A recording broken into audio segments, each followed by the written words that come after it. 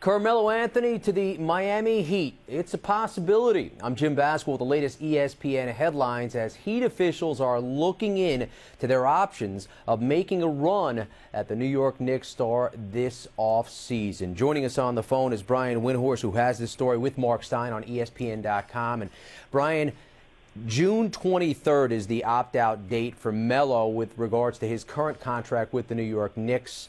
The big three of the Heat all have opt-out options this offseason as well. With regards to keeping James, Wade, and Bosh and adding Carmelo Anthony this offseason from a financial standpoint, how does that happen? Well, Jim, it's both complex and simple. It's complex because it's going to take some salary cap maneuvering by the Heat. But it's simple because it really comes down to whether or not these players want to take a pay cut. And this would be a significant pay cut. I want to make that clear. In Carmelo's case, it would probably be in the neighborhood of $10 million a year. In LeBron, Wade, and Bosh, it would probably take in the neighborhood of $7 million a year. So we're talking about, over the course of 4 or 5 years, tens of millions of dollars. So that is the reason it would maybe not happen. But the Heat have put themselves in positions to do this. If all the players were willing to take about $13 million a year to start, you could still do a contract of about $75 million for the Heat players and about $60 million guaranteed for Carmelo Anthony. But it's no sure thing. But the Heat have the ability to do it. I just want to make, and we learned in 2010, Jim, that when the Heat want to do something, they have the ability to pull things off. They've pulled off stuff like this before. They've gotten players to take pay cuts regularly for the last 4 years.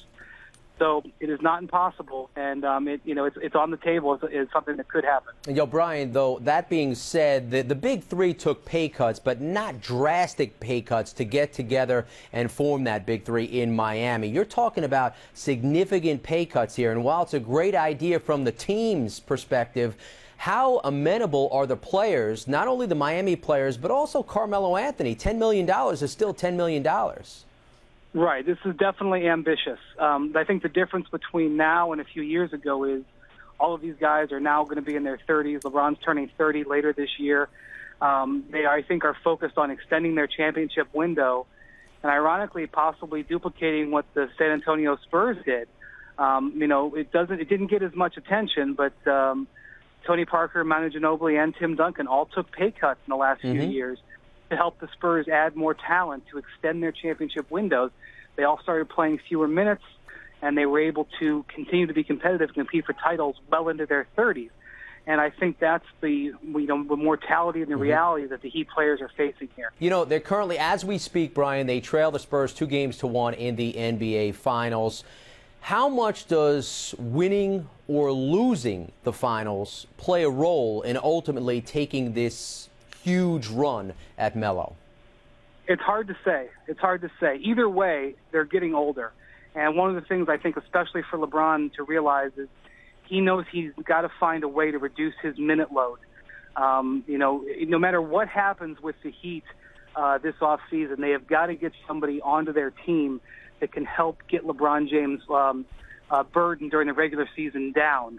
They're already, having Dwyane Wade sit a lot of games. That's probably going to continue into the future.